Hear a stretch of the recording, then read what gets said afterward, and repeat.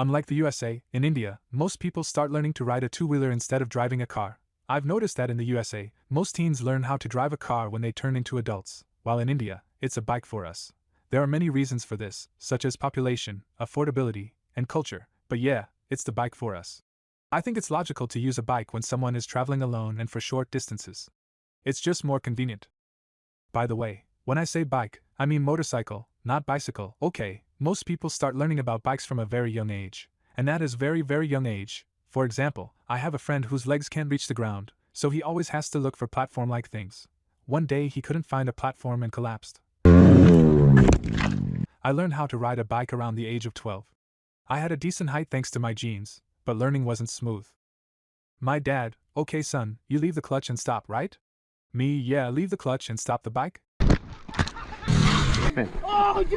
I almost hit a girl. Thankfully, she's alive. Fast forward, I became a pro.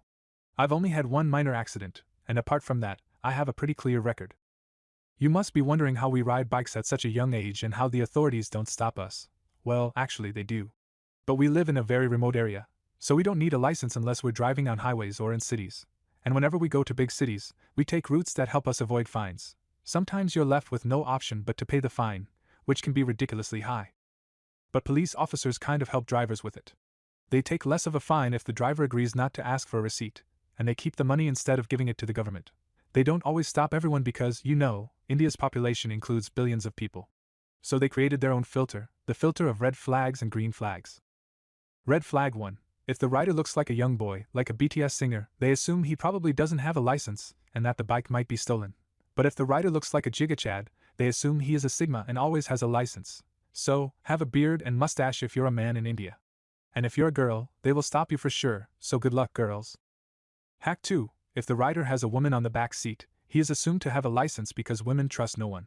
So if a woman trusts a guy enough to sit with him, he probably has a license. One time, my friend was riding his bike and found a cop on the road. He was afraid and asked a woman nearby for help. Hi ma'am, could you please help me out? There is a cop ahead, and I don't have a license. The cop won't stop me if you sit with me. I can give you a lift, ma'am. First of all, I am going in the opposite direction, and secondly, this won't help because the cop is. No ma'am, you have to help me. Ask someone else, dear, like the girl over there. I am begging you. Okay, but this is not going to help you, dear. Hey, stop. My friend thought, why? Why would he stop me? Where are you taking my wife? And his reaction was like, Hack 3. Wear a helmet. None of the Indian bike riders like to wear helmets. They are just not something they accept. Now, here I say, they, because I think it's important to have a helmet on. But whenever I go with a helmet, everyone looks at me like, what's wrong with you? That's it for today's video. I hope you like it. Let me know in the comments what you guys have to say about motorcycles.